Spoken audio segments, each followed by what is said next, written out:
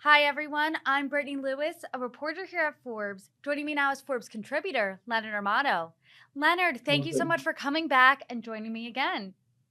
well, thank you. It's always a pleasure to speak with you and look forward to today's conversation. It's definitely a fun one. As LeBron James approaches Kareem Abdul-Jabbar's NBA scoring record, the GOAT conversation, greatest of all time conversation, has been reignited. Who are the contenders? Well, it's really interesting, Brittany, this whole, like LeBron's 89 points away from Kareem, and he's going to break the record probably next week in Los Angeles at home. And I remember as a young sports attorney, I was representing Kareem Abdul-Jabbar when he broke Wilt Chamberlain's scoring record. It was in Las Vegas in, I think, 1984, and nobody really cared. When I say nobody cared, I mean there was no fanfare. I think it was just like, okay, you broke the record, congratulations. Well, guess what? When LeBron James breaks Kareem's record, it will be the shot heard around the world. Everybody's going to know about it. The commissioner, Adam Silver, will be sitting there watching. He'll be ready to do a ceremony. Nike's having some jackets made by the very famous Jeff Hamilton, the famous jacket designer. It'll be presented. Everyone in the world will be aware of this historic event, and Kareem will graciously pass the torch to LeBron. But if you want to, we can start to talk about this whole GOAT conversation, which is being kind of reignited by the scoring record-breaking LeBron James situation. Of course, but first I do want to ask you, why is there a difference here? Why is there so much fanfare surrounding LeBron and there really wasn't that when Kareem Abdul-Jabbar broke the record, a few decades ago? Well, there's a few reasons. One of them is the NBA is so much more popular now than it was back then. So it's evolved as a sport and it's become popular not only in the United States, but all over the world. And really the second reason is just the way that marketing has advanced. I mean, there's so many more levers to pull from a marketing standpoint. And the NBA is pulling every single one of those levers. So that should be really interesting. Now let's get into the GOAT conversation. What's the criteria to be the greatest of all time? Is it just stats anymore? Or do you really need to be that full package, both on the court and off the court?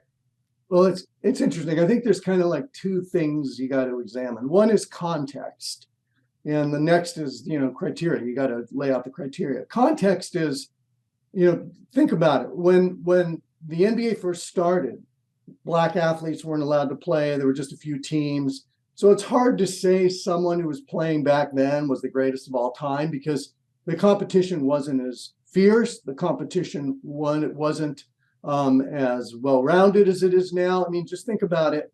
Not only are Black athletes able to play now and everyone's allowed to play basketball, but it's a global sport. We have like 40% of the NBA players from around the world. So it's certainly a global sport that's highly competitive. So it's hard to say that someone like a Bill Russell, who won 11 championships, is the greatest of all time, although he certainly was an incredibly great player. So first thing is context. One more thing on context.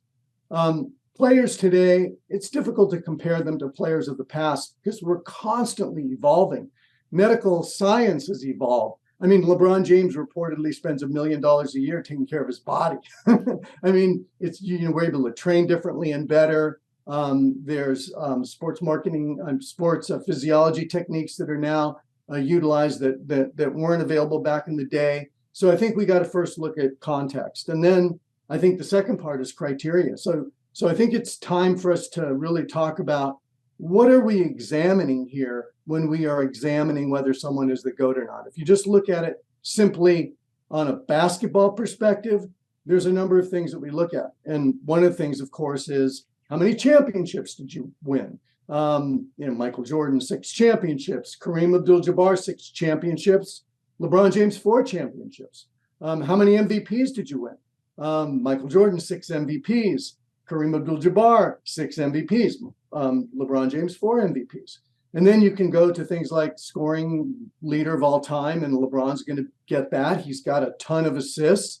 So, there's lots of things you can look at if you want to talk about who's the greatest of all time.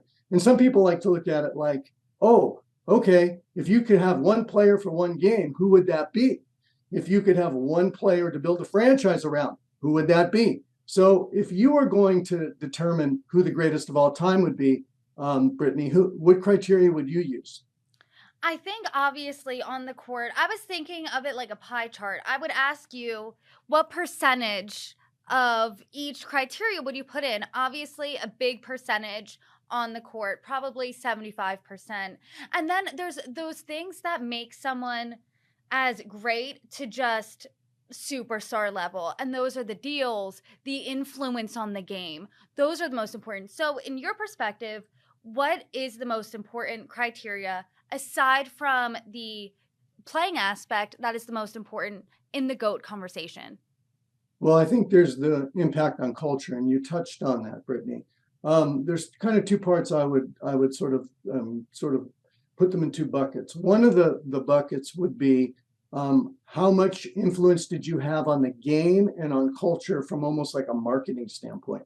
They like to say Magic Johnson. In fact, I heard Charles Barkley the other day say Magic Johnson and Larry Bird were primarily responsible for the boost in popularity of the NBA. I certainly know that Michael Jordan, during his heyday, just took the NBA to a whole new level.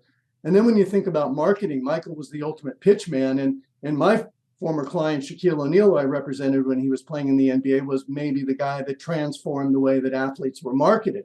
And of course, LeBron James has something to say about this whole thing too, because LeBron has done amazing things off the court from a marketing perspective as well. And then when it comes to the other part of impacting culture, I think that has to do with social activism. Like, what is it that you did that impacted our culture in a positive way, or was involved in a way that had social impact? So, Kareem was one of the original ones. I mean, he was with Martin Luther King. He was, an activist when it came to the rights of Black athletes when it was something that they were fighting for and striving for. He was always an activist and an intellectual. And obviously, LeBron James has done a lot with his social media influence to do things that would have social impact. And he's known for that. In fact, there's a young man that works for our company. His name's Nigel Lewis. He's a young African-American. And he said, look, my favorite player, the GOAT of all time to me, is LeBron James, not just because what he's done on the court, but the way he's inspired me with what he's done off the court. So I thought it would be fun, Leonard, if we break down the three players that are in contention for this and you make the case for each one of them. We're going to do Kareem Abdul-Jabbar, Michael Jordan, and LeBron James. Let's start with Kareem Abdul-Jabbar. Okay, Kareem Abdul-Jabbar came up and he was so incredibly special and unique. He was gigantic. He was bigger than every other kid. People looked at him like almost like a freak of nature. He played high school in New York City. He came out to UCLA, and they actually changed the rules of the game of basketball in college because of him. They outlawed the dunk because they thought if Kareem could dunk, it would not be fair, and he would just dominate every game so much that there would never ever be any close games. And the truth is, they did outlaw the dunk, but he still dominated and only lost one game in his entire college career. That's a good track run. That really is. And that's when he had somebody that poked him in the eye and he could hardly see. So the only game he lost was when he had a vision in only one eye. Other than that, he dominated his entire college career. And the other thing that people don't realize is that high school players were not allowed to go directly to the NBA when Kareem was playing. So he would probably have another 3,000 points as an NBA player if he were allowed to go directly from high school to the pros like LeBron James was. So, that's kind of interesting. He had 6 MVPs. He won 6 championships. So Kareem Abdul-Jabbar, I mean, a lot of people feel like he was the greatest player ever. Now let's move on to Michael Jordan. Make the case for him. Michael Jordan is the ultimate competitor. There's nobody more competitive. There's nobody that wants to win more. I don't think anyone would ever argue that. He's never lost in an NBA Finals, 6 times in the finals, 6 times champion, 6 times MVP. Probably the most feared player that ever played the game. He wants to beat you in everything, not just basketball. You want to play cards with him, he'll want to beat you. You want to play tiddlywinks with him, he wants to beat you. Every single thing that Michael Jordan does, he wants to beat you to a pulp. So he's the most competitive player in the history of the world. And if somebody could say, who would you like to have on your team for one game? they'd likely say Michael Jordan. Something that you revealed in your recent Forbes piece that I found very interesting about Michael Jordan is former Commissioner David Stern whispered to you in the Michael Jordan days, quote, "How are we going to survive without him?" So how did the league survive without him? Well, we would sit around and go, oh my gosh, everyone loves Michael Jordan. Be like Mike. He dressed beautifully. He never said anything controversial. He was the ultimate, like he flew through the air almost like unimaginably. Everyone loved him and he was just dominant. So we started to think when he's gone, who are people going to want to watch? And then along came Shaq, and along came Kobe, and all of a sudden along came LeBron, and the transition was made. And I think the NBA has done an amazing job. David Stern first, then Adam Silver, at building stars, unlike any other sport. Michael Jordan was probably, well, actually Magic and Bird were the first, but then Michael took it to a whole new level. Then you had Shaq and Kobe and LeBron, and it's just going to keep going. I really think that's a good point, and I want to ask you about that. Let's expand. How does the NBA build such massive fandoms around players unlike any other sport? Because I'm from the East Coast. I'm from right outside Philadelphia. And I mean, Kobe Bryant was growing up. That was everyone's icon. So how are they building these players that really transcend teams? Well, I think David Stern was a genius, just brilliant, and Adam Silver, who studied at his knee for 20 years, has taken it again to another level. And David always used to say, we have to do everything we can to build up these players in the eyes of our fans. And they were doing charitable activities, and he was using marketing partnerships with sponsors of the league to take these players, use them in their advertising in creatively compelling ways, and that just made them so aspirational to people. And it worked. And the fact they didn't have helmets on, you could see their faces. They were being used in advertising and marketing. And the NBA just took this whole new place in culture that no other sport had ever approached. And I attribute that to David and to Adam and the way they've run the league. And let's finally talk about LeBron James. Make the case for him. Well, LeBron James is a physical specimen like no other. And he almost seems indestructible. When he falls down and pretends like he's hurt, we're always like, no way, you're not hurt, get up, you're indestructible. He's like Iron Man. And, his physicality is incredible. And over the course of so many years, his game is so diverse. He can score, he can pass. I think he just passed Steve Nash as the number 4 assist leader of all time. He's now going to become the greatest scorer of all time in terms of total points. And he has won his share of championships with lousy teams. So, he's got 4 championships. He's got 4 MVPs.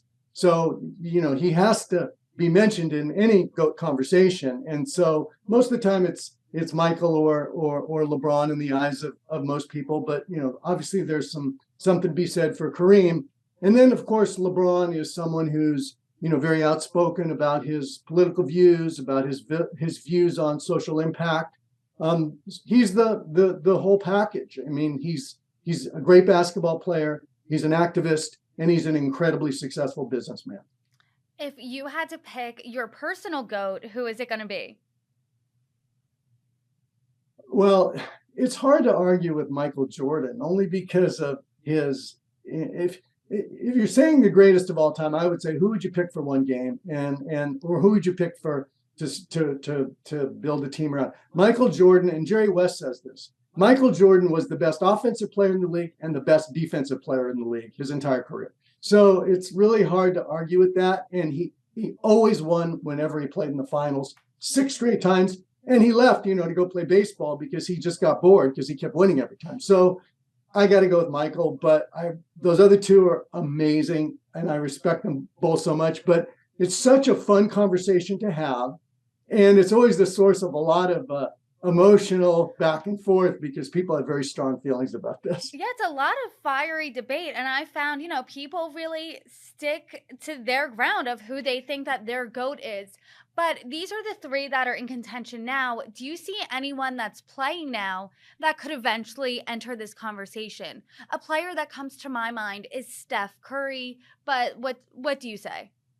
Well, Steph Curry is amazing. I mean, he changed the game of basketball because all of a sudden, 3-point shots were something that everybody wanted to do because of the way that Steph Curry sort of like made it something that was aspirational. And he does all these crazy trick shots. And I remember when I was coming up playing basketball, if you took a long shot, you were out of the game.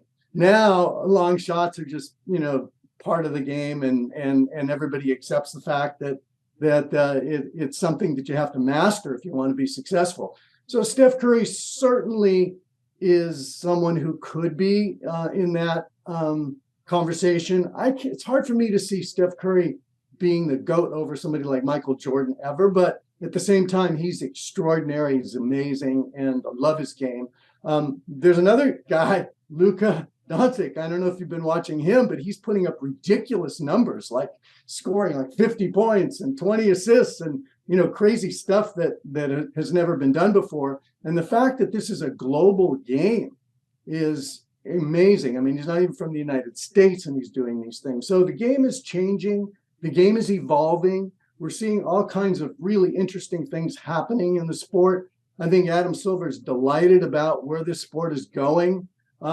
It's interesting. David Stern used to say, well, I don't mind being, number 2 sport behind soccer around the world. But in a way, I could see Adam Silver, taking his sights on soccer and saying, look, I think basketball could be the most popular sport in the world, but who knows? Where is this sport going? I think that's a really interesting question. What's next for basketball? Because we're having this conversation and a theme that keeps coming up is, oh, so-and-so has changed the game. And that's come up with a few players. So something about basketball is it's constantly evolving. What's next?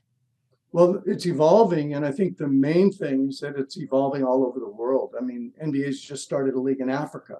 Adam Silver and the NBA were just down, for a game in France. They were playing a game. He was meeting with the president of France, and they have a game in Mexico, and then they, of course, have this partnership in China, which has been the subject of much discussion. So the NBA is a truly global sport now.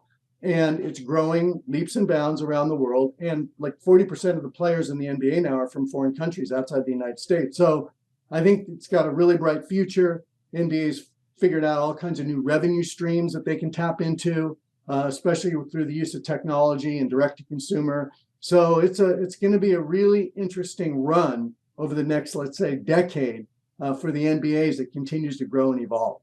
It's an exciting time, and we will definitely keep our eye on it and have you back for plenty of more insights. Leonard Armato, thank you so much. All right. Thanks so much, Brittany. Take care.